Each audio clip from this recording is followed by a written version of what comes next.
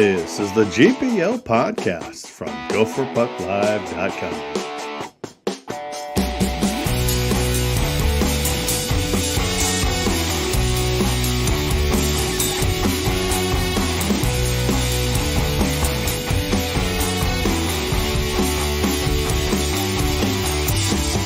This podcast is sponsored by Jerry Peters and First Class Mortgage.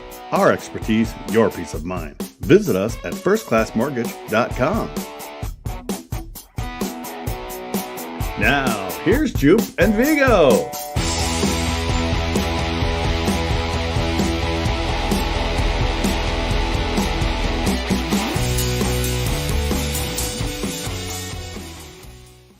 Good evening and welcome to the GPL Podcast, episode number 218, the beginning of season 12 of the GPL Podcast.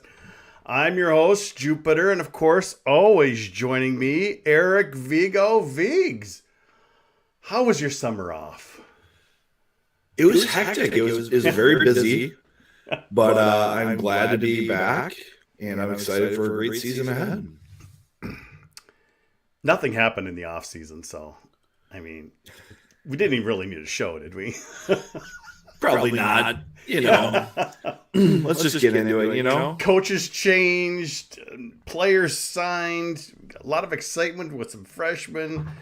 Certain players gone, just left the coop. So other players not coming back for a possible fifth year.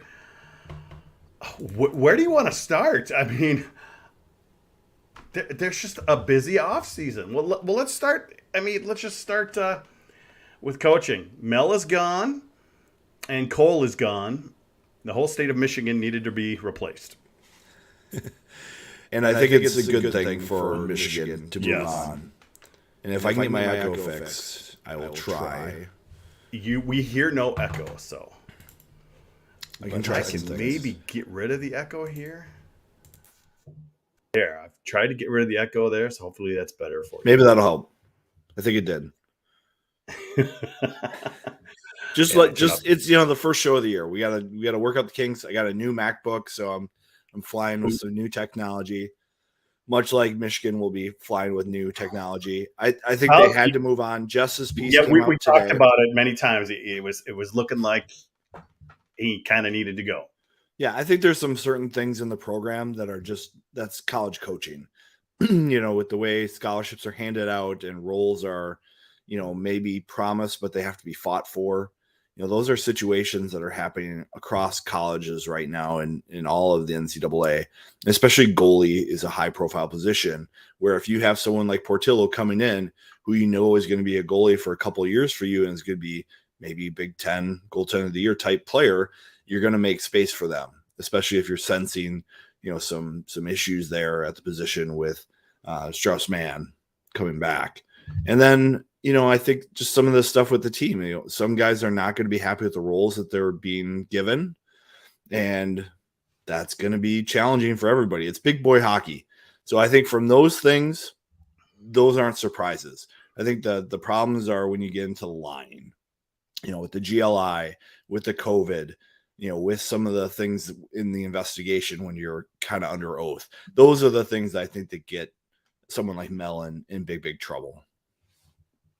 And I'm guessing there's lying on both sides. We're never going to know the complete truth on that whole story. I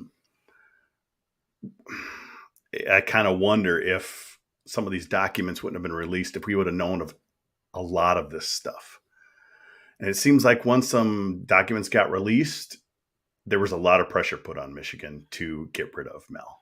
Well, I think there was public pressure. I think there were probably some regions. But would there have been that public pressure if some of those things didn't get out? I don't think so. I don't think there's any pressure unless the actual documents come out. I think when those documents come out, because some regions aren't happy with the way the athletic department is handling the case, that was intentional. And that was to turn up the heat and get a change in leadership there. Also, Mr. Cole's out at Michigan State. He just couldn't quite get it turned around there. It's been kind of sad to see Michigan State just not being able to turn around, because they're the type of school that just seem to jump up every 10 to 15 years and win a title. Yeah. I think the problem with Michigan State, like we talked about last year, they never found their identity. We didn't know who they were. Dan Cole was hired to have some of that Ann Arbor connection going. And I thought he landed a couple of recruits from Ann Arbor. One of the Michigan State parents reached out to me and said, actually, he got none of them. Those were committed to Anastas before he got there. So he never landed a player from the Ann Arbor program to Michigan State. They hire a new coach. Right away, he gets a couple of them. And it looks like Michigan State is going to have some more talented players coming into their program in the upcoming years. And we know that talent only goes so far, but it's still a pretty darn good building block to getting a team to come together. So, yeah. I mean, in the Big Ten, you're not going to compete unless you have some high-end skilled guys. Yeah, you can't really disagree with that. Remember, for those of you watching live and in the YouTube chat, we'll try to answer your questions if you've got anything for us to talk about. In the off-season, Vigs, Moscow was very busy. Did a lot of recruiting and a lot of big-time recruits. I'm not sure who the leader is, but to say that we stole a boy from Boston might be an understatement. Yeah, Cole Iserman looks like one of the top players in his age group, and very rare for Massachusetts kids to even consider Minnesota, much less come to Minnesota. And I think, that group of players all wants to win a title together. They will all want to come together. It's kind of like one of those Fab Five type things where you get these players and they've met each other in all these select camps and development programs, and they want to win a title. It's a big thing. Well, it did help that he was here in Minnesota playing at Shattuck. And, but there were some pictures came out of he's just kind of been a fan for a while of the goal. Well, he had a family connection in Minnesota who was like, hey, yeah, you may be a Massachusetts kid, but you should have some real hockey gear with some maroon and gold. So that's where that kind of came from, is that family connection. So it's probably always been in the back of his mind. I may be out east, but I want to be in Minnesota. And then, you get to Minnesota, you play for Shattuck, and you start seeing some of your buddies, a lot of the guys you see all the time that you play with, wherever team you're on, U.S. National Development or whatever. He's like, this might be a good place to go. Just think if we could hold on to some of these players, how strong a team it would be if you held on to a Nyes and Cooley in the next couple of years. Well, you never know. I mean, look at the defensive core coming back for Minnesota. Who would have thought that Faber, Johnson, and Lacombe would all be back for this thing? I was talking to Bob this week, and he's like, I could coach hockey for another 20 years, and I will probably never, ever have a deeper blue line than the one I have on my bench right now. I mean, you have those three, but then you add Mike Kester, you had Matt Staudiker, who's got some grit, and then you bring in guys like Luke Middlestat, Cal Thomas, Ryan Chesley. Those guys are players. And, the Gophers maybe have over-recruited the position, and now they have a little bit of a logjam there with 9 on the roster. It looks like Fish is going to be playing forward, at least for the foreseeable future in practice, and maybe, add some size there if they need it. But they're loaded back there. And when you get guys to stick around, special seasons can happen. That's definitely true. We saw it happen back in 2002 and 2003. You think of the defensive core they had back then. Martin, Leopold, Ballard. I mean, all guys that played in the NHL. Leopold came back for his senior year, won a Hobie Baker. A lot of guys kind of like, let's come back and do this. And I would guess this defensive core, if they can finish it out, would rival that one pretty well. Yeah, I think it rivals it right now. I mean, the talent back there, the skill. Got to win. You got to win, but I think just in raw talent, I think this group is pretty impressive in college. I don't know if they'll go on to have like the long NHL careers, but it certainly looks like they're projecting that way. Brock Faber got traded to the Minnesota Wild for a reason. They really like his skill set, his size, his skating, his physicality. He's probably going to step right into an NHL lineup at the end of the year.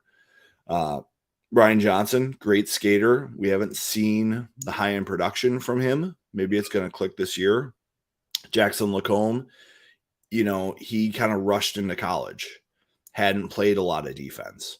Now, I think last year he went through that first half of the season where he was pushing too much, and he figured it out in the second half. And if he can start off like that, he might be putting together those Hobie type numbers. You look back at, when Paul Martin was on the bench, Jordan Leopold on the bench, they had top scorers like Johnny Poole, but it was those defensemen that drew all the accolades.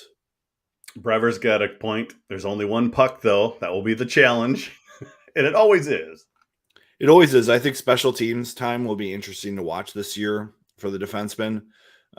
Brock Faber, that's the one element of his game I think we were hoping to see is a little bit more offensive talent. Part of me just wonders, maybe it's just not there, the vision. The skill is obviously there. The skating is there. The physicality is there. But the vision and the ability to read those plays and make them happen, maybe it's not going to be there. But I think we do see it there with Jackson Lacombe. Mm-hmm. John Reynolds asking here, what are your early thoughts on Kurth? Sort of cut tongue last year. Hold that thought, Vigs, because I thought we would kind of go through each of the freshmen. And let's just get your thoughts on each of them here. I mean, we're going to start alphabetical order here. Let's start with Mr. Ryan Chesley. Look at that fancy graphic I got going here, Vigs. Wow. For people nice to look at, headshot. Watch the video. Kid out of Matamidi. Looks like he's got good height, decent size, young. But what are your thoughts on number 71? Well, I think he's going to be one of the defensemen fitting right into the top six. I think because of his physicality, he already looks like he belongs in college hockey, which sometimes you wonder about with a player at 18. He's filled out. So I think that isn't going to be a problem with him. He's got a big shot, which is something I think the Minnesota Blue Line's been missing the last couple of years, is threats to shoot from the point. He's got a good one. He's also got a good golf swing. So I think that translates there. So I think it's a good talent. Right-handed shot, going to be valuable this year for them. We're going in alphabetical order here, and this is here he is, Mr. Cooley, Logan Cooley, out of Pennsylvania, Mr. Superstar, who doesn't seem to smile yet. I haven't seen a picture of him smiling yet. You got to find pictures of him after he scores, apparently, is what I hear. A lot of flash to Logan's game. I think the expectations are really high on him, and I'm nervous to see how it translates to his season. Bob wants to stick him at center this year, which is a little bit of a surprise to me. We've seen some highly touted players come into Minnesota, and they kind of get sheltered on the wing. Well, with only two centers coming back with Nelson and Hughlin, they need players to step in and play center. So Cooley's going to get that shot. We'll see how it goes. He's got a lot of flash. I hope he spends a lot of time in the offensive zone, because that's, I think, where he's going to shine. And I've seen him on line with Snuggerud and Pitlick, and they could really put up a lot of points if they stick together and can get out of their own zone. Do I sense a little concern with him at center, though, in your voice? That was a frustration the last year and a half, 2 years that you had with Walker. Probably not in the best position he should be playing to succeed. What are your thoughts about Logan kind of doing a similar type of role? I just got to see it on the ice. Okay. It's really hard to play center in college hockey as an 18-year-old. There's a lot of responsibility, especially playing below the dots in your own end, and the want to be involved in that part of the rink. I think it's a big challenge, and I want to see that in play. It's going to be a tough start to the season. They're going to get Lindenwood, kind of get some stuff on film to see, but then it ramps up real quick, and they play some very difficult teams, Minnesota State, North Dakota right away. So it's going to be a challenging schedule for him to come up to speed. But the skill is there. The talent's there. The vision is there. Like, I've seen some plays he makes in the offensive zone, making cross ice passes. If you're on the ice with him, be ready. There you go. And the guy, Mr. Reynolds, was just asking about a little while ago, Connor Kurth, forward out of Elk River, Vigs. Really a solid put together forward. This is a guy who put up a lot of points in the 214. USHL. Yeah. Yeah. And, he's played that experience of junior hockey. One thing Bob talked about his first day was, we're going to get young quick, but we're going to get older. And I think if he could edit that, he would say, we're going to get young quick, but we're going to get more experienced players coming in eventually. Guys who've played 2 or 3 years of juniors, post high school and have that experience. And Kurth is one of those guys, and he can shoot the puck. I worry sometimes about his foot speed here and there, but we'll see how it goes. They need big players who can shoot. So that's the role for him. All right, moving on to Brody Lamb out of Byron, Minnesota. Tall, little skinnier kid at 174, age 19. Yeah, it looks like he's found some chemistry with Charlie Strobel already on the ice. It looks like they're a pair of wingers out there that are sticking together through the preseason, and they've impressed. I think they've got real good burst and timing, ability to get across the offensive blue line and time their routes to the net to make plays and high compete. Here's another player who played that extra post-draft year in the USHL, which I think is critical to their development. He didn't play for a great competitive team in the USHL, so that's always a little bit of a worry. But it's a lot of games, a lot of ice. It's a lot of games. I mean, even if you're not winning, I still think a lot of ice time really helps. Yeah. And so I think Lamb's going to be counted on to contribute right away. Maybe not in a high end role, but I think he looks pretty solid out there in practice so far. Moving on to John Middlestad out of Eden Prairie. And we, of course, know who his older brother is. Yeah, John Middlestad, 20-year-old freshman for the Gophers, which is unusual, but you need some guys like that in the program. He's been trying. You can't say no to a Cooley, though. Yeah. And, he's played some center, and I think they're going to count on him for some depth at that position. Maybe if there's some issues during the season where they need somebody who's a little bit more experienced to get in the lineup, even though he's a freshman, he's played a lot of games. He's a pretty solidly built player. And I think he's a guy who's going to know his role out there. And, it comes from a great family. It's good to see that they haven't burned any bridges with the Middlestad family, because they all did come, unlike another family who had players go elsewhere, like the Lucius family. Middlestad, they still came. I think people were concerned about that. And you need guys like this in the program. We'll talk about Lucius in a little bit. How about his brother Luke back there on defense? A year younger? But also a guy who played that extra year of junior hockey after high school. He stayed all the way through and then played that extra year. I think the COVID year really hurt Luke, because he didn't get a lot of games that year, and it hurt his draft stock. I think it hurt his development a little bit, so it maybe set him back. But last year he played great for Madison, put up a lot of points, very productive power play player, looked really good on the off wing on the power play as a scoring threat, which is something I think Minnesota needs to develop a little bit more.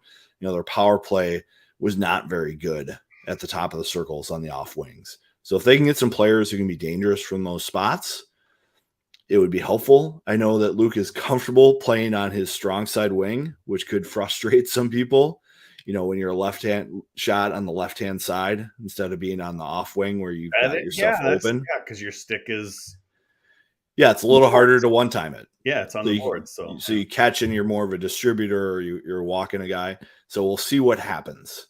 I know that the Gophers are going to go with 3 power play units to start the year because they've got so much turnover. And I think they're actually going to run 3 units, whereas last year... That's not typical for many, many years, at least that I can remember.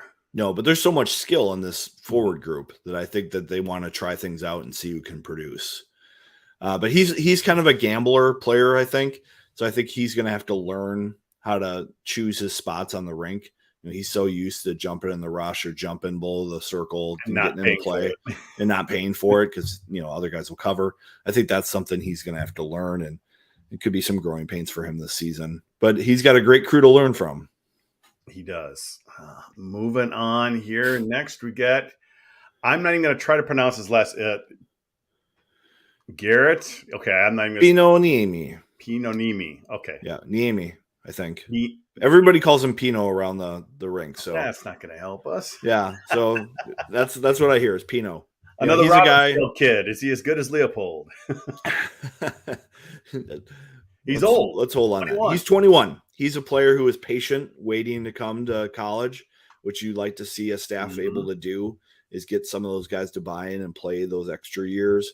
And he's going to be counted on to play center. He looks like a pretty solid 6 feet 170 out there and has real good compete. And they're going to be playing him in some important roles this year. I think of the centers, he's probably going to be counted on to be the most reliable out of the new centers. And we'll see what happens as the year goes on. I've seen him out there with a couple different people like Kurth and Strobel. I've seen him out there with who else? Lamb and Strobel. So we'll see what happens. A legacy, Jimmy Snuggerud out of Chaska. 6'2", tall kid. A little younger, 18, 185. Father Dave, famous gopher. Yeah, kid who's had an interesting path, with all the Chaska Breakaway Academy, all that stuff, and then Ann Arbor. And still, he was one of the late blooming players out of his class. He's one of those guys who was probably looked at as like a 4th, 5th, 6th round type kid, and he jumped way up. I think, is he a 2nd round pick? You're asking the wrong. I know, asking the wrong guy, but he jumped up the boards. He jumped up the draft boards quite a bit. And if he's playing on a line with Cooley and Pitlick, they're counting on him to score. And I think that's one of the things he did for Ann Arbor and the USA teams is score goals. He was really noticeable in that U18 game last year. At least did he even score? I guess he might have even got one of the goals against the Gophers. I don't remember, but I just remember seeing a lot of him out there and noticing him. Yeah. I mean, he can score goals, and that's why he's a 1st round pick. It's because goal scoring is a hard skill to teach. And so when guys just have it, they'll step in. I think it'll be interesting to see if we see a power play with Cooley, Pitlick, Snuggerud, and who else gets out there. Maybe a big guy that can be a net presence with that group. That could be an interesting group to watch. I could see like a Jackson Nelson playing with them as the center and then putting a defenseman out there out top and allowing Cooley, Snuggerud, and Pitlick to be the middle 3. That'd be fun to watch. All right. Charlie Strobel out of Stillwater. Another forward, Vigs. Maybe a little surprised that he signed here. His uncle was the assistant coach at Wisconsin. His obviously a lot of blood that went through Wisconsin, but he chose Minnesota. Yeah, when he played for Hill Murray in the state tournament, he really shined and kind of shot into everyone's scouting books. I think it's one of those things where we used to joke that who's the player that's going to look the best in the state high school tournament and why isn't he signing with the Gophers? Well, Strobel is that guy. He really shined there. He took his time developing in the USHL and then the BCHL and finding coaches that fit his playing style. He's a big, dependable compete player. And when he signed with Minnesota, one of the reasons he told me that he signed was that Bob understands my game and he knows how to play me. And you get to some of these other teams and coaches, and it's not always a great fit between the two. Like they're just trying to put a square peg in a round hole. Well, Bob knows where to put this guy, and he's a square peg, a square hole, and you can count on him because he's going to be a dependable player. All right, moving on to Cal Thomas, a defenseman out of Maple Grove. Decent size, age 19. Yeah, another older player. I think this is one of those guys where he kind of got caught in that cycle of Bob expecting some defensemen to sign pro contracts and leave early. And Thomas was that guy that they kind of expected to be able to plug in as kind of a, not a top 4D, but a guy who's dependable in the lineup. He's going to be in and out of the lineup this year, I think, developing. He's a good sized kid, good experienced kid. I think he goes back with Brock Faber in that Maple Grove area to youth, and they'll get to be on the same team this year. And last but not least, Zach Weiss or Weiss, so you know how it is, a goalie from Owatonna. And an offensive lineman. How can you not like this guy? Oh, He played football and hockey all the way through high school in Owatonna, really? and he was kind of like the captain, offensive lineman, the leader of that group. And I think he found out as he was getting older that he really liked hockey and really liked goaltending. And so he was kind of a late transition to playing goalie, found a team in Rochester in that NAH 3L. Mm-hmm. You know, it's not exactly a high-end league, but he played well there. And I think it's good to have guys like this in the program who are late bloomers. And, you know, he's going to be a lunch pail guy. As Brever said about Strobel, it's the same thing about this guy. He's going to come to work and face a lot of shots, and you never know what could happen. You know, with Bartoszkiewicz not seeing any action last year, but also a talented big goalie, it's good to have another option. Well, that's going to do it for the freshman here. But you mentioned Bartoszkiewicz. Kind of a freshman. Does he get an extra year since he didn't play? He could be if they wanted to pursue it, because he didn't play any games. It's very rare in college hockey to redshirt someone, but it's an option if he, you know, were to stick around longer. They could get that extra year. Well, we've got quite a bit more to talk about here, but first we need to hear from our sponsor. Hey fellow GPLers, Jerry Peters here from First Class Mortgage. Have you refinanced your home in the last 12 months? If you haven't, chances are you should. Record low interest rates and skyrocketing home values make this the perfect time to remove monthly PMI while improving your interest rate at the same time. You can also use the equity in your home to finance those home improvement projects. Or you can consolidate high interest rate credit cards into one new low monthly payment. To hear more, call or text me today at 612-940-3291. You can email me at jerry@firstclasscorp.com. Or you could go to firstclassmortgage.com to fill out a free online application. Mention the GPL podcast and receive a $300 closing cost credit. Some restrictions do apply. First Class Mortgage's NMLS number is 322842, mine is 480200. This is not an agreement to lock into an interest rate under Minnesota law. First Class Mortgage is an equal housing lender. And of course, we thank Jerry for sponsoring the GPL podcast. Hopefully next week he'll have some new audio that's a little more up to date, but he's always there to help you if you need him. So just give him a call or send him an email. Viggs, you just saw a comment. Oh, I just saw a comment. You know, what is Closer back? Yes, Closer is there. He sure is back. They're going to be counting on him this year. Yeah. I think, you know, he's not your prototypical goalie, you know, big 6'3" guy. He's a little bit smaller than that. So, you know, he gets by on positioning and angles and being athletic and taking on shooters. I thought he overachieved last year when he came in and assumed the net and played every game down the stretch. I don't think that's going to happen this year. I think Bartoszkiewicz is going to get some opportunities to play between the pipes, but Closer showed that he was pretty reliable. And Bob often joked, you know, how did I see this guy for so long and never think to give him a chance? I think the team did play pretty well in front of him. A little suspect in the Mankato game, and you even mentioned in the season finale that goaltending won the national championship, and that's why Denver won. And obviously, goaltending with Mankato allowed them to get to the final as well. So, hopefully, some of the big time pressure he had helped him learn a bit. Well, you're never going to grow anymore. Yes. So I think that's one thing that's not going to be there. He's going to be a reliable guy. He's not going to be a game stealer. You know, I think that's just the reality for Gopher fans. You hope that, you know, he develops some confidence from his experience last year and maybe is a little more reliable. And, you know, when there's a bad goal, you can just move on. I think that's one of the most important attributes of a goaltender is being able to move on to the next shot.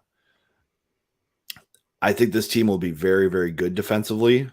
So they're not going to be asking their goalie to make 30, 40 saves a game. He's just going to need to be focused to make those 20 to 25 saves a game. And I think he can do that.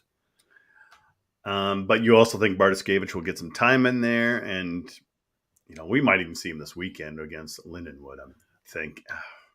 Yeah, it's going to be hard to get the coaches to say that, but I wouldn't be surprised if we see him this weekend. You know, he's a bigger goalie. Yeah, if they're up like 8 goals, I mean, it's a brand new team in Lindenwood. If they're up a ton of goals, Well, you might see each goalie get a game because, they're going to be playing 4 games in 8 days here coming up. So, I don't think you want to be putting closer out there for, 240 minutes right away to start the season. I think it'd be smart to give him a breather one of these nights against Lindenwood, because I would be absolutely shocked if we see close games this weekend. Lindenwood's kind of throwing their program together. There's not a lot of high-end skill there. You look at some of the backgrounds on some of these players, and there's not a lot of USHL veterans on this team. It's a lot of people from like the NAH 3L and things like that. So, but hey, they started a program. You got to start somewhere, and Yep. And Minnesota's playing them. Obviously, not a great matchup. I don't even know. We can't really talk about the matchup because you just don't know what to expect. I mean, hockey's different. I don't know if we'll see a bunch of 10 rip games. You could. I mean, we saw that against. Didn't Huntsville came in here early 2000s and something like that happened, and it was pretty ugly. Maybe we'll see that. Who knows? But let's keep moving our way out on here. We just talked to goalies. What have you seen as the pairings back there on defense so far? I mean, I know you've got quite a few practices. Yeah, I think we've seen some different groups of pairings.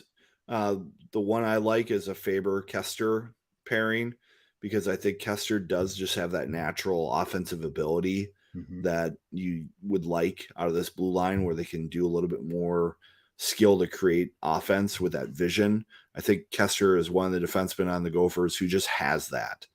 And I think some of these things like skating, puck skills, those are all things that you can kind of develop as a player.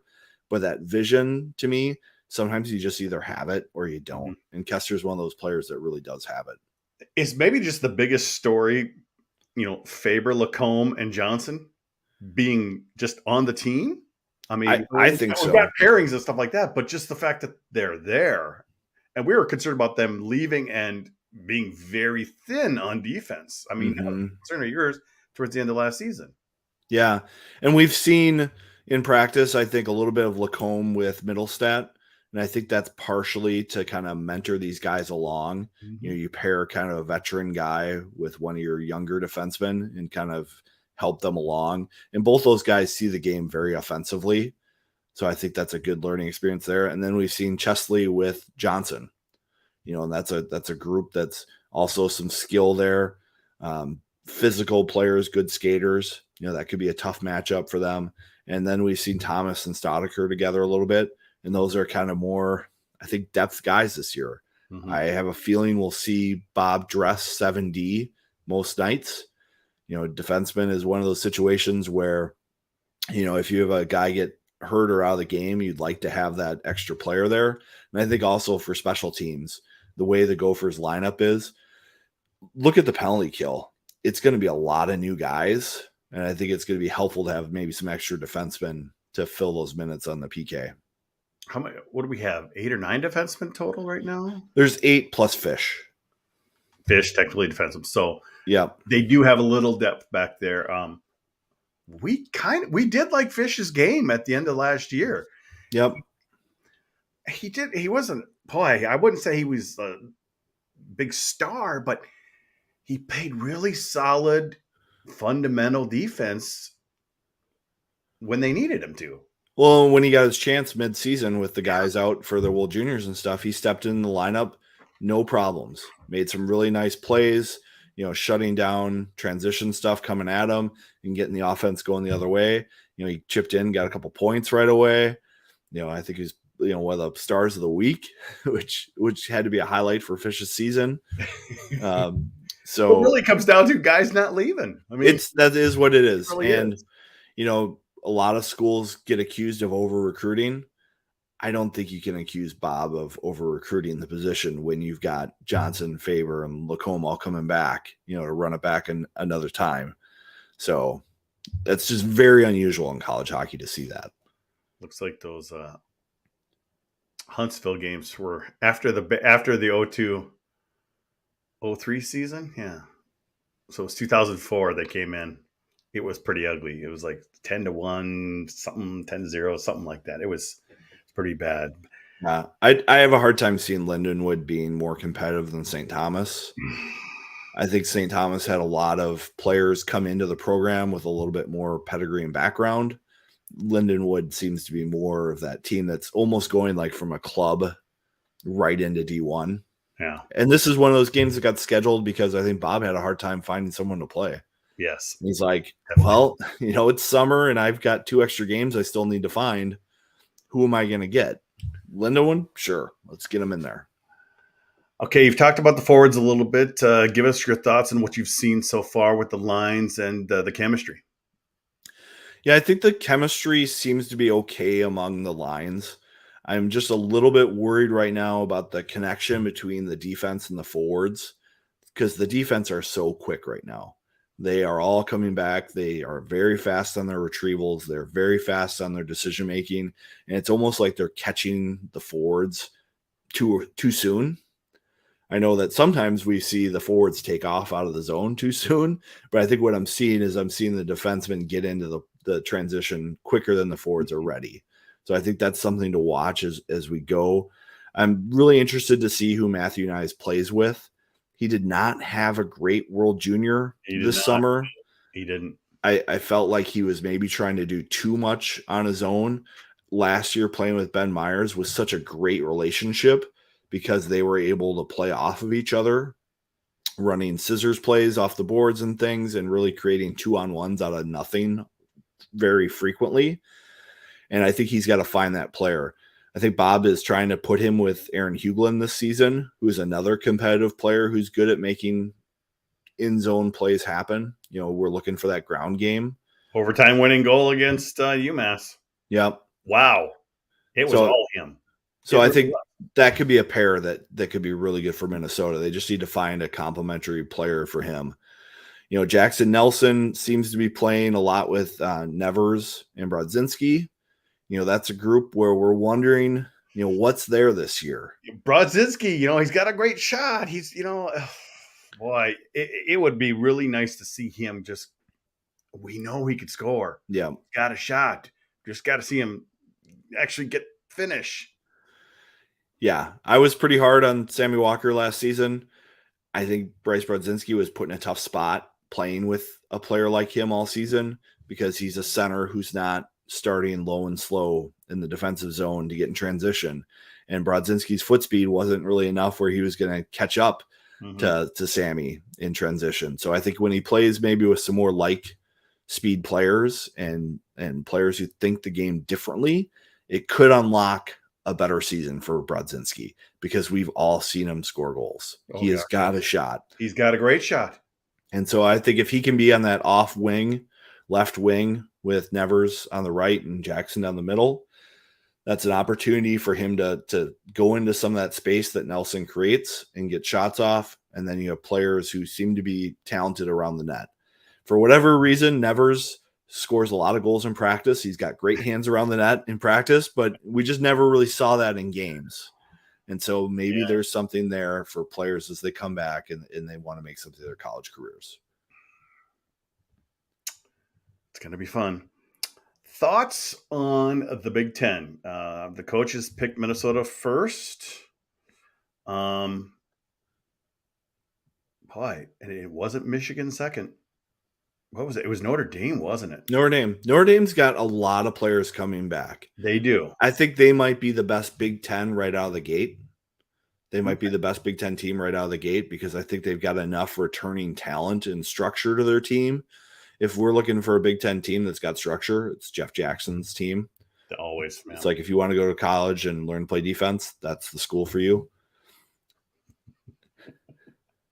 And, I think they will be very tough out of the start. And that's a team for Minnesota. It's kind of a benchmark team. Can you beat a team like that during the season that's very structured and disciplined? Whereas I think Minnesota is going to be a fast team. I think it's going to be a team that's kind of developing on the fly and figuring things out. Yes, they have all their defense back pretty much, and they're going to be putting in 2 new guys. But their forwards, there's so much change there that they still have to figure out. Question from Twitter earlier. Brian Deutsch, biggest loss in the offseason, asking for a friend.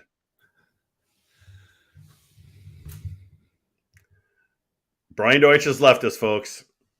He's moved on to a new job. He's no longer our main media guy at the U. We've got a new guy now, rookie. Hopefully, you've been getting him all up to speed, right, Vigs? We're trying to get him up to speed. I think he's got the energy. It's a little different seeing SID who's not grumpy around. So, that part's weird, and I got to adjust. Well, the fact that he tweeted that Deutsch has one of the best sense of humors there is out there. Hopefully, Scott Slarks won't be grumpy, but we'll see. I think he's so new you can't be grumpy, right? Well, Deutsch always was kind of grumpy, though. Yeah, I don't think he was at the beginning. We thought Lucia leaving would help with his grumpiness. Didn't quite work. But he does kind of bring up a valid question. Quite a few players decided to not come back this year, Vigs. Most notably, Mr. Chaz Lucius decided to. He didn't leave, but signed a pro contract. But it also was kind of some family issues there. Well, I think it's just a personality difference. Yeah. I don't think he was ready to commit to being a college hockey player and be a good teammate. And I think, some of the things that came out about the chemistry in the locker room is I think some players didn't invest in being part of the team. They weren't around the guys for all the stuff, the team building. They were just there to practice, travel to games, play games, do their skill work. They weren't all in on being college hockey players. And I think that's a big difference between teams that can go far and teams that can flash. And I think this year's team, you hear some of the messaging out of Matthew Nyes is, what advice do I have for the young guys? Be around the team as much as you can. Be all in. Be a part of the pack. And I think that's something that they need to do if they're going to go far. Because they need to hold each other accountable, and they need to be able to count on each other. And I think some of the players that left were maybe not players you could count on. Well, let's go through that list quick. We had Brendan Boynton, goalie, Tristan Brose, Jack Perpix, Denman, Cruikshank, Ben Brinkman, and Johnny Sorensen. Some of those guys are seniors. They technically could have come back. Cruikshank obviously went to St. Cloud's. He's going to have a third team in 3 years. I thought he could have shined here. He just couldn't quite get it going. Boynton, did he ever play? He even got scratched for being on the bench for a couple games. So read into that what you will. So weird. Yeah, read into that what you will. But he was not. He ended up at American International. Yep. Good for him. He's getting a chance to play there. I think the people that are subtracted from the team, I feel bad about Johnny Sorensen and Perbix. Those are two guys that, didn't fit in for the numbers. I think when you have like the COVID years and things like that, and the recruiting pipeline that Minnesota had, they could have come back, but there probably just wasn't a spot for them to be in the lineup. And I think that's kind of the unfortunate thing with college hockey right now is that's how it works out sometimes. And they're going to places where hopefully they get to play. Sorensen going to Fairbanks and Perbix going to Western Michigan. And then you've got, what have we got here? Brinkman ends up going to Notre Dame. So we'll see him again fairly soon. Yep, that'll be good for him. It's a good fit for him, I think, style-wise for Brinkman. Notre Dame will be a good spot. And all those Edina kids, they love Notre Dame somehow. So it should be a good fit there. I'm sure he'll know lots of people on campus. Blake McLaughlin, I will miss him as a player. I think he might transition to be a better pro than college player. Really hard worker, high compete, just doesn't always fit in, I think, with the flow of things. He and Sammy were kind of connected at the brain, it felt like, for times, which doesn't always work great. But I think the biggest miss at least they didn't enter the portal. They just decided, you know what? Yep. Time to move forward. Yep. San Diego would be a great place for Blake, and Samuel, be interested in Iowa, how that works out. But I think McLaughlin will be a better pro. And the biggest miss from that is the penalty kill. I think last year they really counted on Myers and Nelson to come out and win draws and start things off being big, heavy, and then Sammy and Blake coming on and being like terriers out there and just, being on top of every puck. They don't have that this year. So who are those players going to be? I know Nyes and Huglin got some chances to kill penalties at the end of the last year, but I don't see them playing that many minutes on the PK this year because they're going to need them on offense, on the power play and heavy minutes, at even strength. So I think there's going to be other, opportunities there. All right, Viggs. I mean, really not much to predict this weekend. It's going to be a sweep. It's going to be kind of ugly.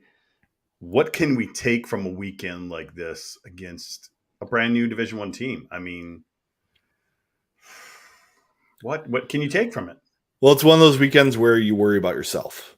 I was talking to the coaching staff a little bit this week, and they're just like, we can't even really scout their power play and penalty kill for this week. So we're just focused on ourselves. So I think the things to watch this weekend are centers. How engaged are they in the defensive zone? Where's their positioning? Are they just kind of hanging out in the slot watching the defenseman win the puck all the time? Because that's going to happen. The defensemen are going to win a lot of pucks, but you want your centers to be supporting and jumping in where they can. And the other thing I'm really looking for is power play chances. How creative do they look? I think sometimes the Gopher power play the last couple of years has gotten very mechanical, and you want to have some creativity and quick thinking. And we were looking for that vision and that flair on the power play. That's going to come out of natural talent, I think, with this group and that vision. So Logan Cooley on the power play, I'm excited to watch because I think he's got some of the best vision out there. And it'll just be interesting to see the groups that get put together. Tell me about Steve Miller. Man, this is a guy who is well-liked in college hockey. He's been around a long time, learned a lot from Gwozdecki and Steve Rolick. He's been a 6-time pick for the World Juniors. I think this year is the first time in 6-7 years that he hasn't been on the staff. And he just fills a lot of different roles there. He's specialized on defense. He's specialized on PK. And I think, one of his things is attention to detail about winning the puck back. And I think that's going to be important for this team because there's so many new forwards. You want to go play offense. Well, you got to get the puck first to go do it. So how do you, get turnover opportunities and then what do you do with it? And so I think his emphasis there. And in recruiting, I think Steve Miller has shown himself to be a very good addition to the staff. Bob's a good recruiter, but he can't be out there as often as the assistant coaches can be, because there's so much more to being a head coach than just the hockey stuff. There's all the administrative stuff. There's the media. There's the alumni. There's the oversight of everything. COVID's been a big thing for head coaches. So to have an assistant coach like Steve Miller, that's a reason why Minnesota has one of the best recruiting classes coming in a couple years here. I mean, they are not missing. They are getting pretty much everyone they're targeting, and it's fun to see. I think he's a great addition to the staff. He's got a lot of experience, a lot of attention to detail, and it's great to have a veteran like that at Minnesota. All right. What else? You got any other thoughts for the show tonight? We'll talk about a couple other things in overtime, but that should be pretty well-rounded preview of the season. Yeah, I think in the coaches poll, the one team that I was surprised was low was Ohio State. I think they're going to outperform some of the expectations. No Bish. He's good. Yeah, they've got good goaltending. They've got good defensemen. So I think that'll be a team to watch. I am wondering about the train wreck that could be coming to Wisconsin. They had to turn over their coaching staff. Oh, what a shame. Yeah, big shame there. So that'll be interesting to watch. And then last season on the big sheet at Mariucci coming up. Yeah, John Reynolds asking about that enhancements coming forward. We can get more into that on overtime, but it looks like it was approved. Nothing's final. We've seen some. I mean, the plans I saw, it was down to 89 feet wide, but we heard 92 or 91 and a half. So it's going to be a little skinnier and a lot of changes coming. Yep, a lot of changes. It'll be interesting to see what they can do with the seating bowl, with premium seating in the arena. That's something that every athletic group is looking to do, is how can I make a premium experience for fans? And some of the renderings are pretty interesting, actually. Yeah. So I'm digging around trying to find more detail, because the renderings are just concepts. Yeah. They're not actually what they have in mind necessarily. They're still evaluating that. And the first step is obviously going to be the ice sheet size and the first reconfiguration of the bowl. There's also some things in the concourse that they'll be working on in a second phase. And I think a lot of this depends on, how quickly everything recovers from COVID. We've seen good football crowds at Huntington Bank Stadium this year. And as we all know, the football money kind of drives the athletic department. I think if the hockey program that media money too can get, the media money, if the hockey program can get good attendance this year, I think those things might happen faster, because it seems like they're having a hard time getting donors to come forward for this work. So the U is having to kind of figure out a way to finance it themselves. Lou Nanny out of money, maybe. Well, he already did the team room downstairs and everything. So he's put in a lot of time. He's the hardest working nanny. Can't argue with that. Yeah. Can't argue with that. Well, it's glad to be back, Vigs. Great to be back. I'm looking forward to seeing this team on the ice. I've enjoyed being back at Mariucci. Like, all the COVID restrictions are gone. So, I just got my Omicron booster this week. So I feel super protected for the season. So here we go. Here we go is right. Let's go. I've seen quite a few of in chat. Let's go. People are ready. They want to see this team. There'll probably be some growing pains in there somewhere, but just stay healthy this weekend, Vigs. That's all you can ask. Just stay healthy, right? Yep. Don't have the expectations that this team is going to look like a number one team through the month of October. I don't think we're going to see that. It's going to take some time to figure things out. Defensively, they'll be very strong, but I think it's going to take some time. So it should be a fun journey to watch. All right, then. Well, that's going to do it for the season premiere of the GPL podcast. Let's get Vigo off the screen and me there instead. We'll be back next week to recap this limited series. Hopefully they stay healthy and preview the home and home series with Minnesota State. Pat McLetty's scheduled to join us next week, so that will be fun as well. For those of you currently watching, stay tuned for a bit of overtime. For the rest of you, we'll see you next time on the GPL podcast.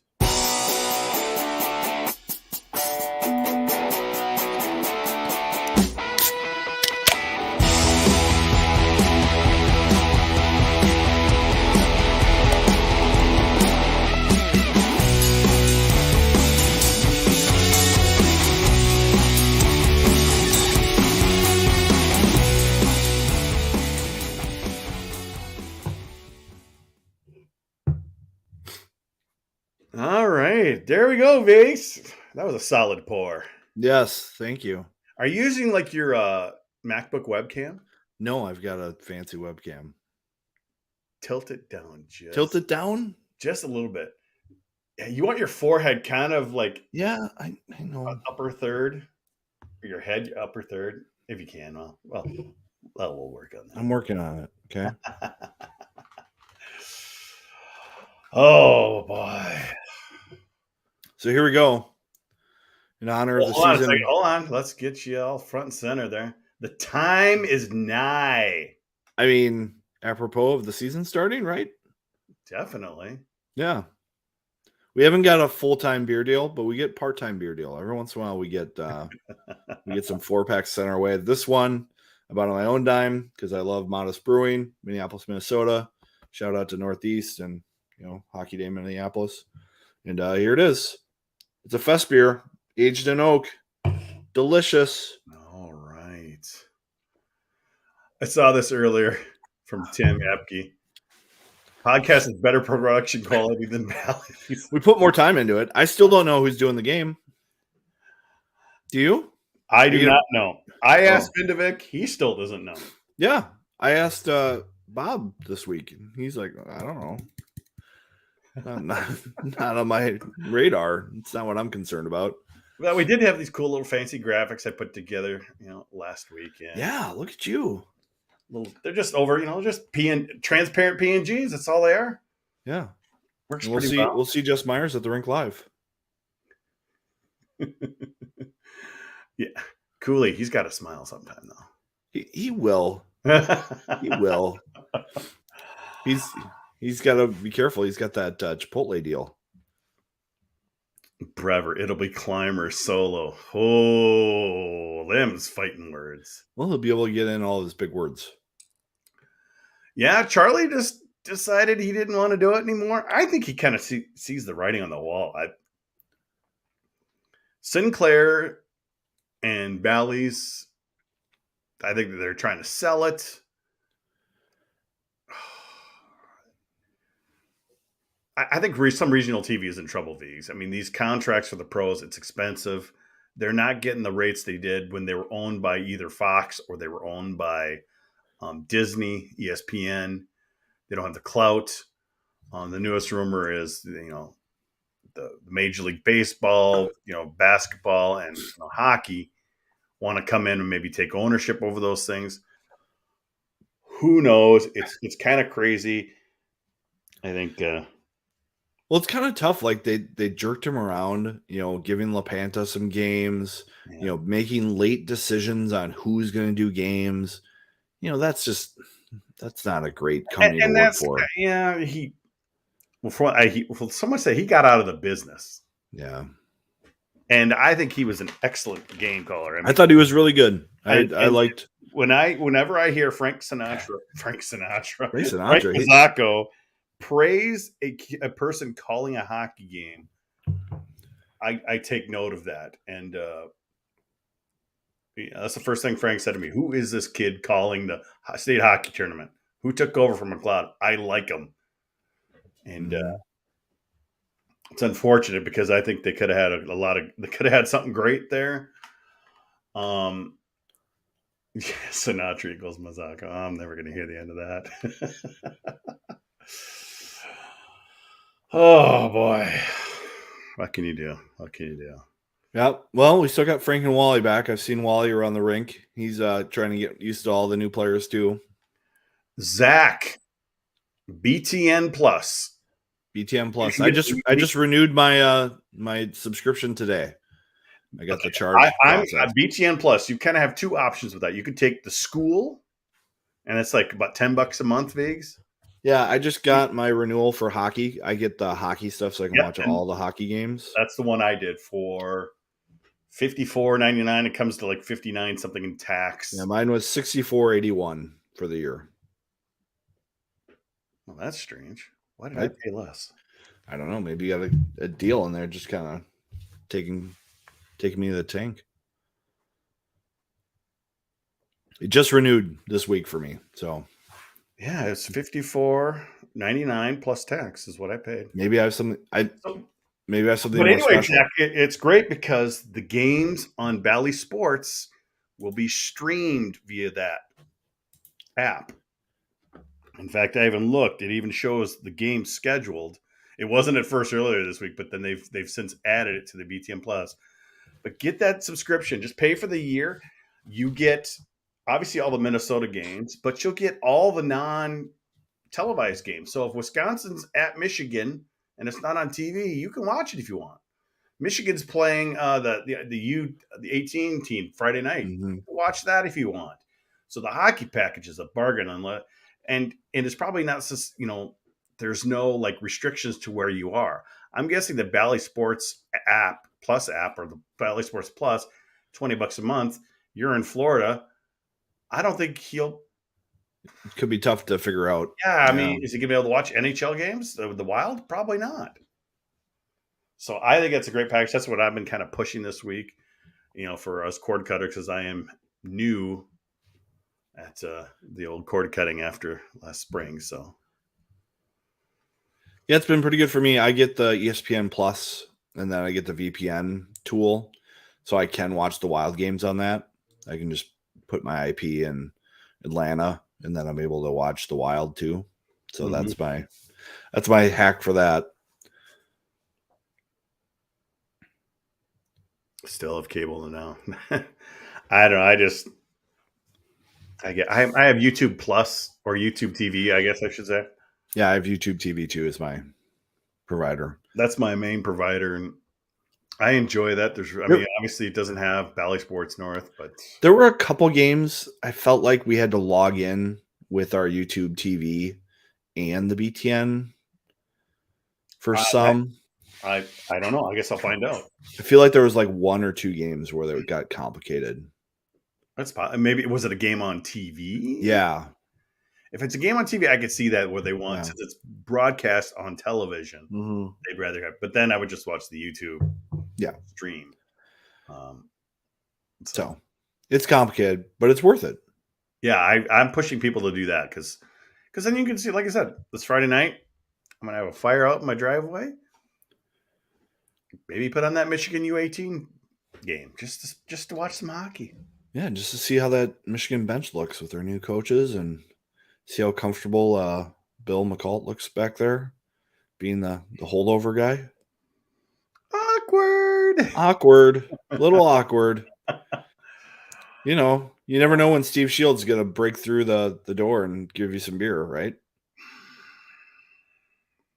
That was a fun surprise read today. I didn't know that was coming out from Puck Myers. Yeah, well, there you go. Streaming was always going to be the future of college hockey. I agree with you, Corey. I was hoping there'd be more streaming just because I've bless you there, Biggs. I was hoping there'd be more streaming just so I could, figure it all out since I don't have a cable service anymore. Yeah, I thought it was interesting. NCHC looked into maybe going to like ESPN Plus or something like that, and they just decided to stick with their NCHC TV done through Sidearm, which I thought was interesting. I've already heard people complaining about the Mankato Road game will not be on TV. Yeah, they don't control that TV, folks. Yep, that one's Flow Sports. Actually, it's not yet. It's not yet, huh? According to their website, the Flow TV, Flow Hockey, is only for their league games right now. Oh. And then obviously the games they play against, even at home against Duluth, is NCHC TV. Interesting. And but they don't have anything yet on their website for the Minnesota game. At least for Minnesota State, they don't have it. At least earlier when I looked, there was nothing that said watch. Yeah. I'm looking. One thing that's interesting, if you're really an intense hockey fan, My Hockey TV is what allows you to watch USHL games and NHL games, all that stuff. They've added Flow Hockey to that subscription. Mm-hmm. So it's kind of expensive to do it, but it allows you to watch all those CCHA games now too on top of it. And so I'm trying to see if they have the Minnesota State. Well, you're looking. I'm looking. They've got the girlfriend got me this from Sam's Club. Oh. Well, here, I'll show you. It flips over. We've also got this. It's one of all welcome little signs. In fact, I'll just turn and leave it that way.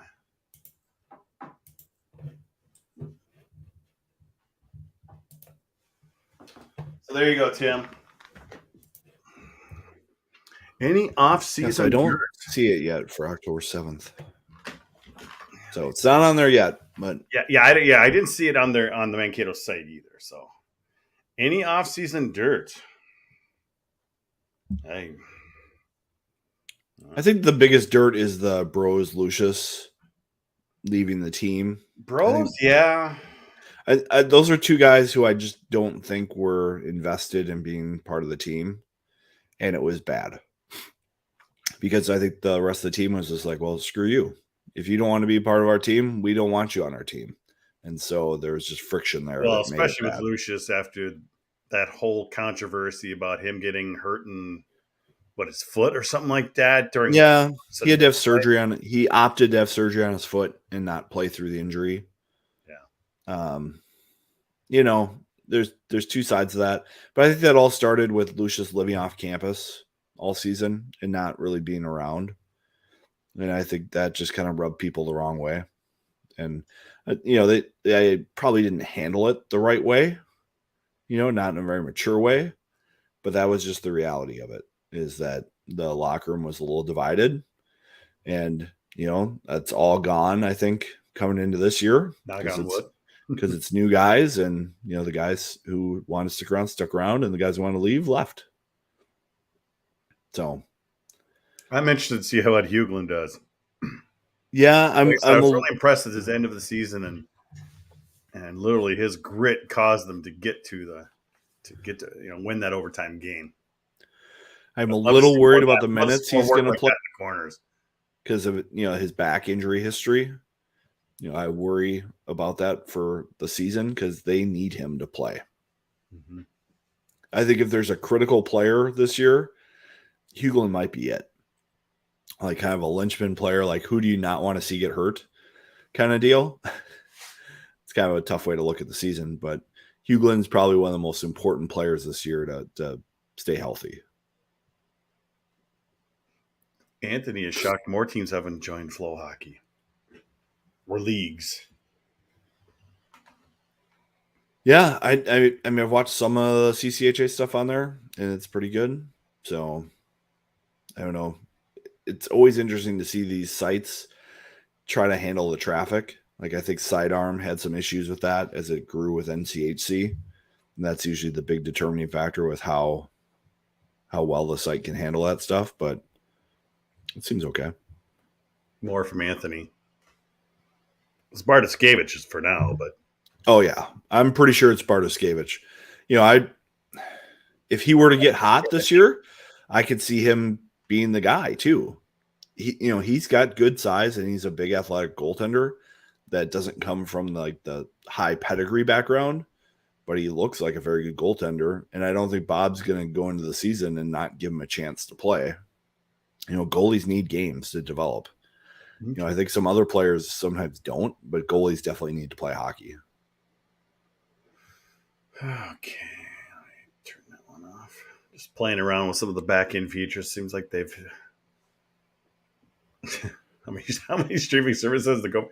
Well, I know we've overloaded quite a few, but it's a good test for anyone's system. Oh, it definitely is. Let me see. I'm just looking at some of them. It looks like we can add audio clips this year, Biggs. Let me see if I can grab this one and throw it in there, see if it works. Uploading. Let's see if this works. We can play audio. That was a hot mess inside a dumpster fire, inside a train wreck. Looks like it works. That's good.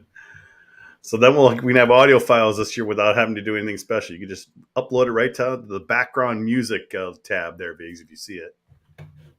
Okay. So that's good. Well, I like the hot mess. I might have to rename that one. Rename.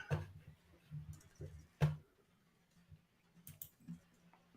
think that was Jake Tapper from CNN after one of the debates in 2020 when it was just nothing but arguing and whatever between the two guys. It's like, whatever. Oh my God.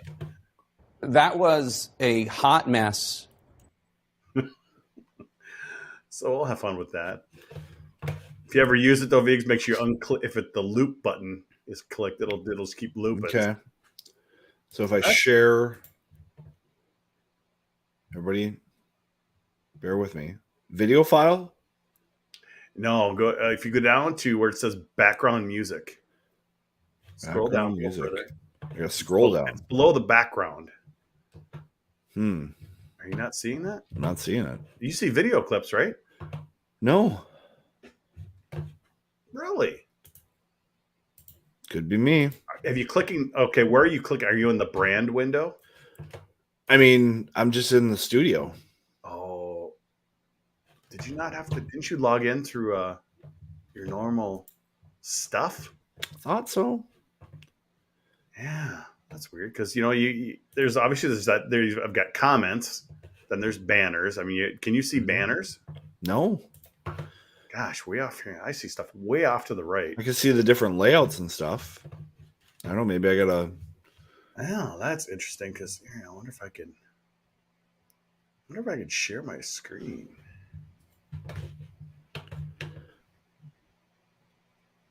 Yeah, let's see if I can share just StreamYard itself. It'll look real weird here a second here. Oh, no, I think I can see it. Oh, I can't do within a window. Whoa, look at that. There's a window within a window. No, I got it. I think. You see, I'm not sure what it looks like because obviously it looks like one way. But then if you get to the brand tab or whatever it is, obviously you can change. There's overlays. And you can see where I put all those overlays, and then below that are video clips, background colors. Obviously I could do this and whatnot. So, and then background music, and you could add audio clips there. How does that feel your team this year? Well, like I said, with a lot of guys coming back, we have that experience now. We know what it feels like to get there and play at that stage, and we're hungry for a little bit more. So, we came. This is Justin Close. Is there volume? Can you with the background music volume go all the way up? How many times this summer did you think about those top of guys when you skated out on the ice in Boston? That crowd in there. Not too much, No, I was a long ways away from there this summer. So. You get both Mankato and North Dakota in the first month. What type of challenge does that present right away? Well, we're excited about it. I mean, it's kind of how they set our schedule up every year, so it wasn't a real big shock to us. But we always play some really talented teams at the start of the season, and a great matchup. We know our fans love it, and we're excited about it too. Did you have any summer projects for yourself? Any part of your game you wanted to improve or change or anything like that? No, just I took some time off, got healthy, and got the body feeling good. Went home for a few weeks, and it was good to see my family and had a wedding up there to go to. So it was nice to get home for that. Is he not feeling good at the end of last season, Riggs? So it's been good. Yeah, playing through some stuff. That's what hockey players do, Jupe. Yeah, they do. I know that. Are you hurt or are you injured? So, are you hurt or are you injured? So if you're hurt, you can play through it. But if you're injured, you gotta get some medical attention. So but now you can grab audio clips and just throw them right up there if you want. Yeah, so I will probably start pulling some clips from interviews during the week for future or for post game, and we'll play them and react. And then during the show, that'll be our new thing. They have this calm background music. I wonder if I could delete those things. Can I remove those? Oh, I can remove those. Yeah, you can remove the close one now. I can do that. I'll have to get the Jess one. Put the Jess one back in there. What are you crazy? Are you crazy? Yeah.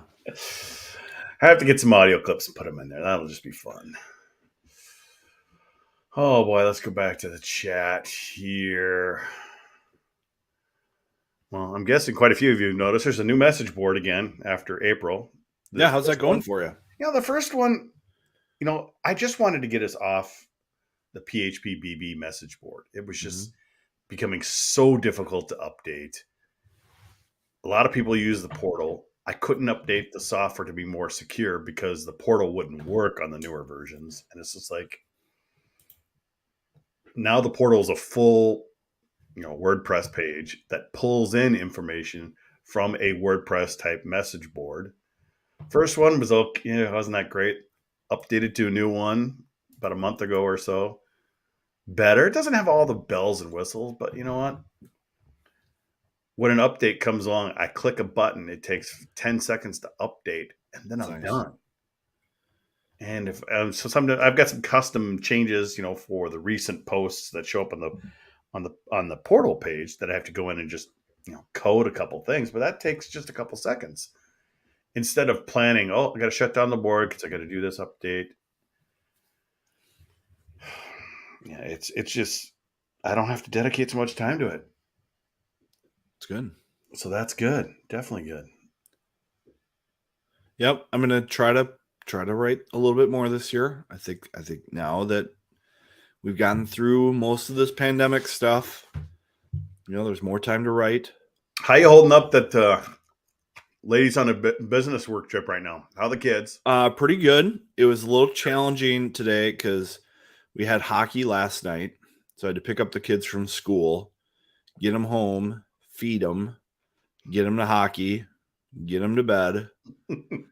And I got my booster shot yesterday too, so I'm feeling a little under. Not 100%, but I'm playing through it. And then today we had to go from St. Paul over to the Parade Studio Rink, which is not a fun drive at 5:30. So that was stressful. But we had a great practice. I'm coaching the squirt team this year and the mite team. Oh boy. We're getting, 4 practices a week, and we're working on our breakout skill work.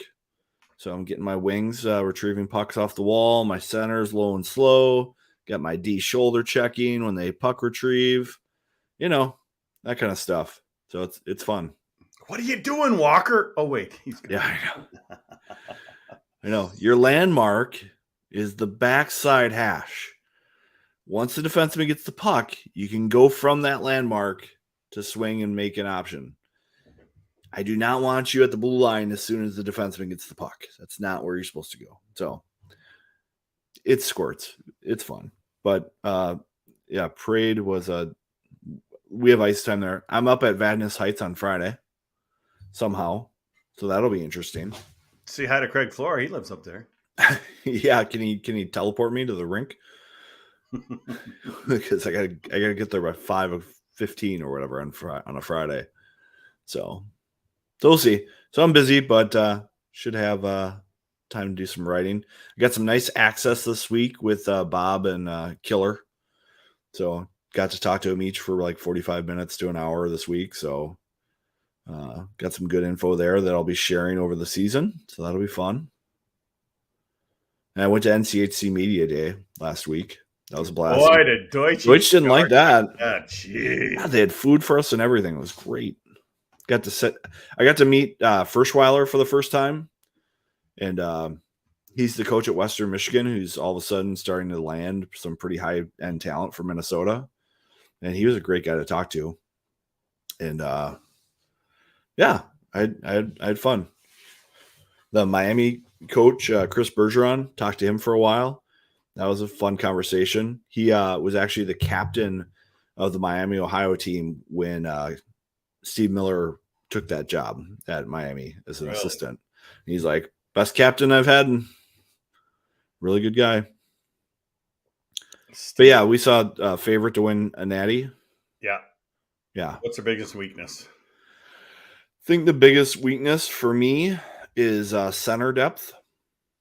I don't know what we're going to have there. I don't know if Cooley's going to be an immediate plug-in college center. You might have the skill to pull it off, but it's a big unknown. If Huglin were to get hurt, it's kind of a mess down the middle, I think. So a lot of unknowns there. And obviously, Closer is a good goaltender, but he's not going to win them a game. So they need to be able to overcome that a little bit. Yeah. What about for you? I picked two easy ones. Really, it's cohesiveness, bringing this team together, playing together. No special treatment for players. No country. I don't know. I just kind of thought. I thought Walker got quite a bit of a little too much rope last year. I agree. And your stat of him not having a point on the power play for most of the season was phenomenal, by the way, Viggs. And then he gets one goal against Penn State in the playoffs, but and you're like, it was kind of a wide open opportunity, and that was his only point on the power play. In that, well, the goalie basically gave him the entire top half of the net. He did, and Walker fumbled the pass. It wasn't like a clean. It wasn't clean. Yeah. It wasn't a clean opportunity. It was kind of like the goalie's like, "Gosh, you got me. Just shoot me already. You got me." But yet he was on the power play, all the time, and it's like it's hard to watch at the end once you see that and realize that. Because when I was investigating that stat, it's partially that, and like you said, cohesiveness, getting it together, having a power play that actually is good. I worry about Nyes having a sophomore slump. Well, without Myers, we saw him in the World Junior. just trying to force it. And, we saw clips of him in the Toronto dev camp where he was just a man-child and no one could take the puck from him. Okay, that's a great skill, but what are you going to do with it? You know what I mean? What offense can you create from that skill set? So you got to figure that out. He did have Myers. I mean, for some reason, it reminds me of Oposo. Oposo was a star when he had, Tyler Hirsch setting him up. Yeah. As we know, Tyler Hirsch had his issues, but on the ice, the kid Very was a skilled playmaker. He was very good, and Oposo really lived off of that until Hirsch wasn't there anymore, and then Oposo had issue, and then boom, he's gone in the middle of the season. So, I mean, that's just some of the things rolling around in my big head. Mm-hmm.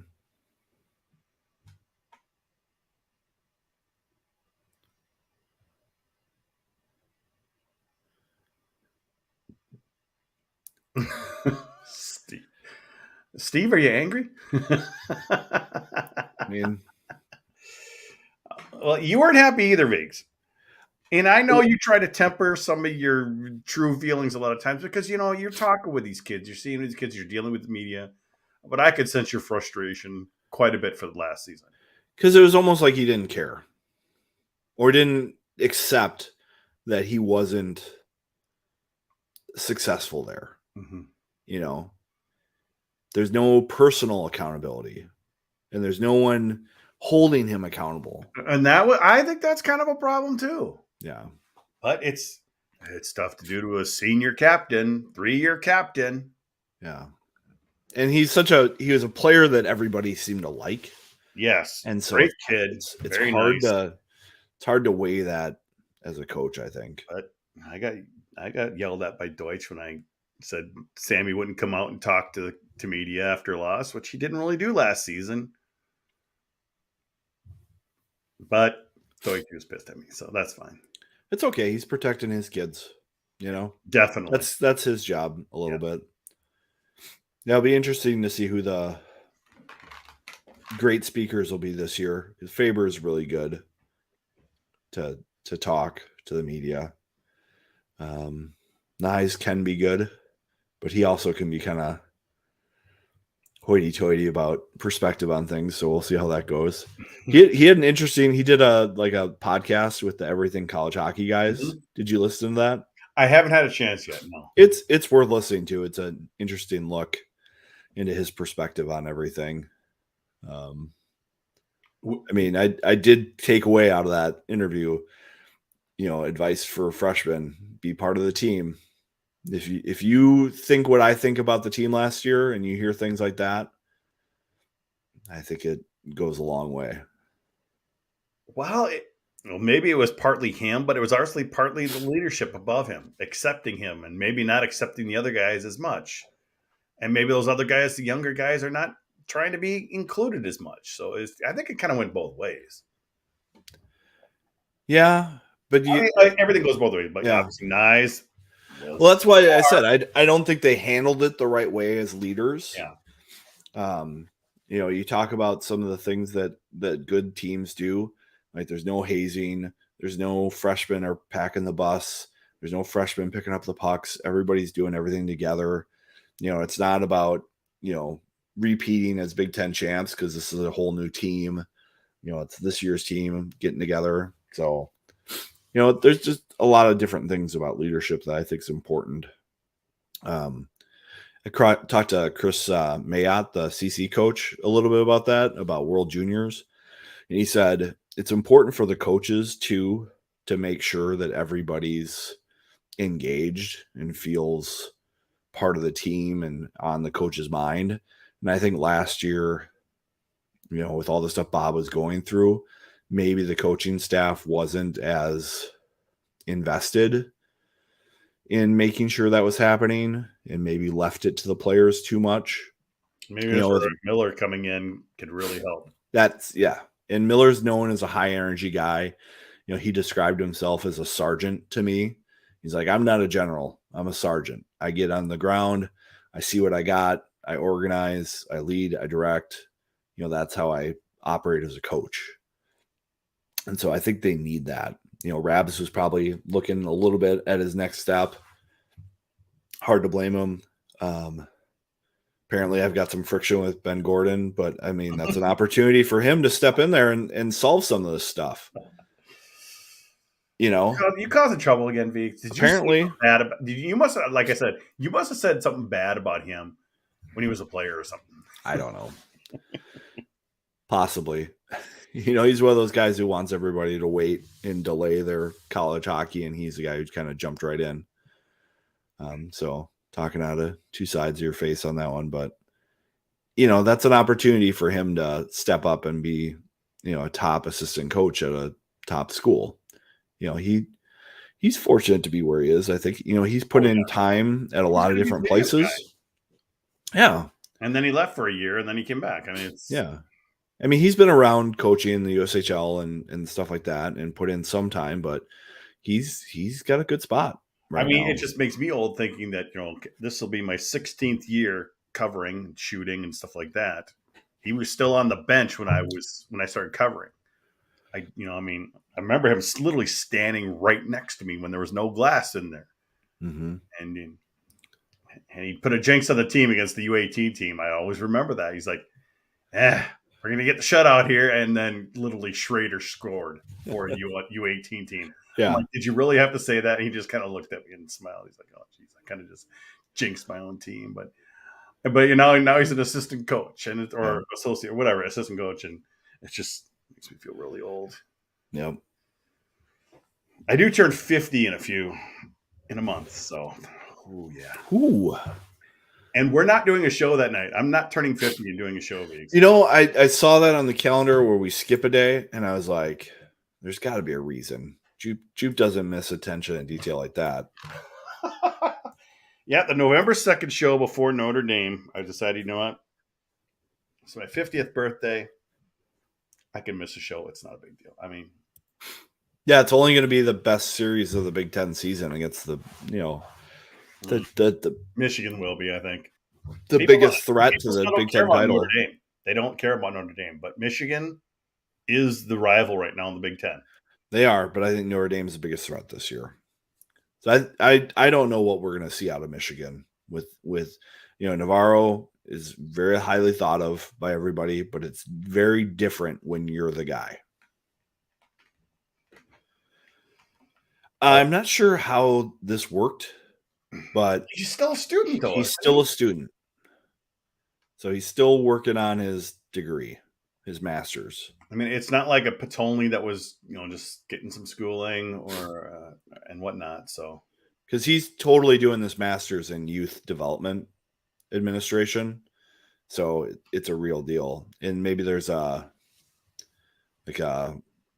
work experience component of it this year because he did last year.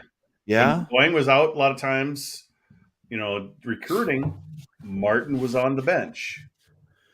But isn't technically Steve Miller now the defensive coach? I think so, but Miller was kind of telling me, he's like, I want to be in rinks. He's like, I'm the kind of assistant coach is when we're on the road, I might miss 10, 15 games to be out recruiting. Oh, there you go. Paul Martin. That's he wants to get in there and get more coaching. He just kind of dab his toes in some coaching. Yeah. And boy, what a veteran NHL defenseman who has been at the U when they've won. You can't really complain about it. And let's be honest, this defensive core is not going to need a heavy stick. They're going to be just fine. They have a lot of experience. They're not going to need. You guys know who he is. Did you play pro hockey? I didn't know that. I got to see if I can figure out exactly who that was. So. Anyway, let's just go with Faber. Let's just make it up. See, I don't think so. I don't think it's Faber. I think it could be like a Ryan Johnson kind of guy. I really do. Which would be Jackson Lacombe. Jackson Lacombe was my starter rumor here. So, and then all of a sudden we're ticking Slarks off already this year. I think we're doing okay with him so far. I think Deutsch is angrier at us than Scott. Well, he's grumpy though. He is grumpy. And now I'm regretting not doing the Twitter handle. Grumpy Deutsch. Yep. Yep, time is a limited He's at resource. Mystic Lake now, isn't he? He's at Mystic Lake. Their community outreach guy. Yeah. So good for him. Good work-life balance, I think. Well, he's just happy to be home, because it wasn't just hockey, folks. He had a lot of stuff he was doing with, what was it, cross country and track track. and rowing. Yeah, they don't do. I mean,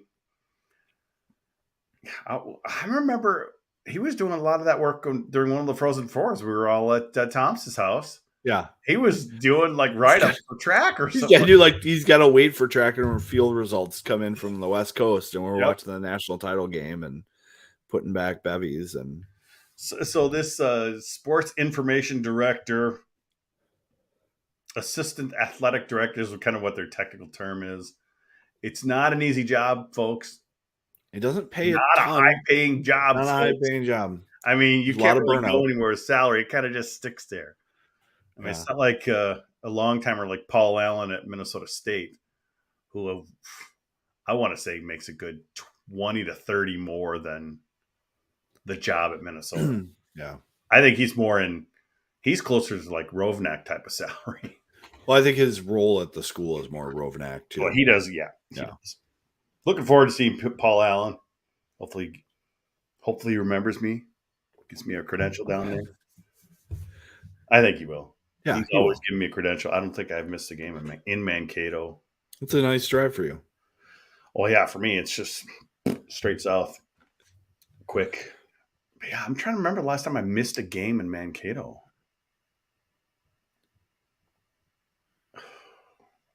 It's been probably close to 15 or 20 years, maybe. Mm-hmm. I mean, it's not like we haven't played them as much the last 10 years, but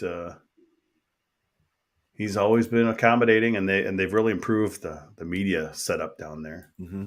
So, what other questions you guys got? You got anything else for us? I see there's still 36 people watching. Looks like we maxed out over 50 tonight.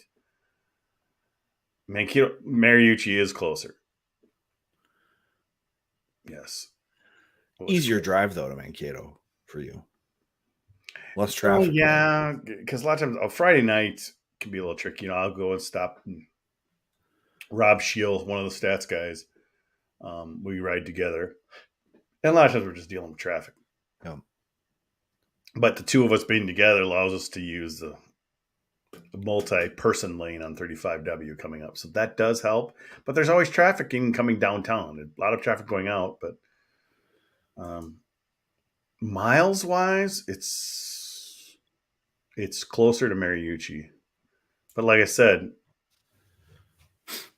it's a straight shot down in Mankato. It's a little easier getting in and out of Mankato. Mm-hmm. And we love the free parking in Mankato, too. And even when it was paid parking, it was $2 for that ramp next to the hotel, next to the arena. So they got it so easy down there, so much space. We do. It's a nice little setup. They could use more bathrooms in that arena, though. That's terrible. Ugh. It'll be fun, though. That'll be a fun series, Viggs. I think the team's got a lot.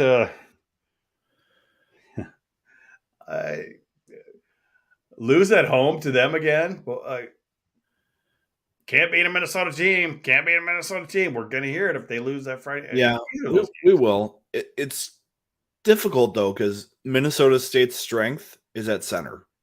They return 3 really good centers. And so I think it's going to be a tough matchup again as Minnesota tries to figure out how to integrate their 11 new players. So not making excuses on them already, but I think Minnesota State might be farther along offensively than Minnesota right now. So I think all the COVID rules are gone. So have fun. Try not to throw beers on the ice. I did not like that to end last year. It's embarrassing. Don't do that, please. Oh boy, we got to do a GPL game night Sally's this year. We did it at Campus Pizza once. Yeah, we actually got on the BTN broadcast too. Sent a photo in of our group photo, and Pizzo put us on. So I haven't been to Sally's in probably 10 years or more. I went for lunch. It's a little bit different. It's a little more Cowboy Jack's style than Old Sally's. I'm still a Stubborn Herbs guy. So maybe, Mote's okay with it. Maybe we could do Stubborn Herbs. They got better beer selection. You go to Sally's and you get macro, maybe Summit, maybe Surly, macro. So just me. I got champagne taste of my beer. I had two, but I don't think I have it in me. This is another good one. Oh, hold on. So give me a second here. This is a Quiet Ride, Falling Knife Barrel Theory collab. Because there's all these hazy pale ales out there. This is now a clear IPA. But I don't know if I have it in me tonight. I'm going to save it. I'd save it too. Single parenting. Well, it was funny though. We already got people excited about the Thanksgiving episode. Did you see that on Twitter the other day? Yeah. I don't remember who said it, but I'm already looking forward to the Thanksgiving episode overtime when Jupe gets hammered. Good clean living. Oh boy, I still have that clip somewhere too. Yeah. I started pouring that second when you're like, oh my, someone's making mistakes. Jupe making mistakes again. I love it. Oh boy. Yeah, I don't Dinky, not even Dinkytown, but that area, like where, Campus Pizza used to be. I don't even know what's there anymore. Yeah, I mean, I don't think Punch is back in business now. There's a Nashville Coop co-op. Oh, there was a Punch Pizza over there? Yep. I do like Punch Pizza. I love Punch Pizza too. They shut down during the pandemic. I think they'll be back at some point, but the one in Prairie's open. I was there a couple months ago. But yeah, the Buffalo Wild Wings is very popular, but it's not my kind of thing. And of course, I like my pho, and so I like to go to Bona Vietnamese. I took Scott to lunch there. Did they have a good spicy chicken? I hope. Oh yeah. Oh, I have to go there. Hong Kong Noodle has good spicy food too. They got the good Szechuan, like chili stuff to put on there. It's delicious. Big portions. What do you think about the football team this year, Viggs? They're looking really good so far. I'm just living the dream. I'm a season ticket holder. 20 seconds away from shutting out Michigan State at Michigan State. Mm-hmm. I mean, in fact, the points they've been giving up are like they've got the second and third string guys in late in the game. It's like, and they're still making plays. They still look like they know what they're doing, which is amazing. I just remember, during the Tim Brewster era, the common formation for the defense was all the secondary guys looking at each other with their hands up. That was like their most common defensive formation, and that's just not what. Oh, ball snapped. You cover? Me cover? Oh, no, you me. Guys going in motion. What do I do? I have no idea. Put your hands up and look the other way. So I didn't see him, Coach. Yeah. I was looking at Brewster. Man, he's blocked every Minnesota person. Wait, he hasn't blocked you though. Did he ever block you? No, he didn't block me. I'm very polite. I'm very polite on Twitter. I'm a public persona on there of he's kindness. Got me blocked, but I have no idea why. I don't even. It's just probably guys that has Gopher in the name, maybe. Yeah, he knows that you're a Rube. He knows. He has a Rube roster, and he saw you on it, and he's like, "Got block this guy." But it's fun. I love being blocked. Yeah, but they are really good. Like their defense is solid. I was worried about Ottman Bell coming out, but to see their first drive against Michigan State, I think he hit like 5 different targets on his first 5 throws. It's like, okay, we're going to be just fine. I hope so, because he really is like this. I think Morgan is on his pace. I think he's been really good so far this year. He's really consistent. So far, yes. Like even in tight coverage, he's throwing the ball in the right spots. Like some of the touchdown throws he's making, like fades and back shoulders and stop stick routes. The balls are there. It's in anticipation before the break. It's fun to watch. How's the crowd been? They've been pretty good, even though the competition's been horrible. Like the fans have come out. I mean, this weekend, isn't it? Yep, it's the stripe out. I did see that. Yep. So I've got to wear one of my gold outfits for the game. We'll see how it goes. Got a gold jersey? Got a gold hockey jersey anywhere? Throw that one. Yeah, it might be cool enough. I could throw the gold hockey jersey on. It's supposed to be like 70 though. That's gonna be nice. Yeah, It's gonna be 11 perfect. game. So it's gonna be mid 60s probably. But yeah, they're good. And Mo is one of the best, most efficient runners I've ever watched. So Russell Shamoka. I don't know that one. I haven't seen that name in a while. I don't even know that one. Russell Shamoka is a guy who came in on Care 11 News Sports, had a shtick. Shamoka from Anoka. He lasted, how long did he last, Mote? A month or two, and then they just like shit canned him and got him out. That's for us older folks. It must have been early 90s though. Okay. In the 90s. Tell us, Mote, you brought the Russell Shamoka name out. Do you remember when he was at Care 11? Not very long, apparently. He just had a shtick, and it just wasn't that good. Care 11's had quite a few sports guys leave. Schwartz, and then they didn't have a sports guy for a while. I mean, they got the new guy, but they lost two guys besides Dave Schwartz, another person. I can't remember the ones sub guys. I think that Schwartz, he didn't like being looked over for, not being the head sports guy. They just brought a new guy in. Yeah, probably. And now he's working for the Wild. Good for him. Probably good life balance. Bingo. Yep. He tried to be the sports machine guy on the news. I remember Sports Machine.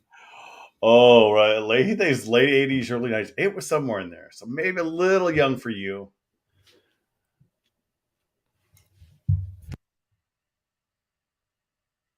Why?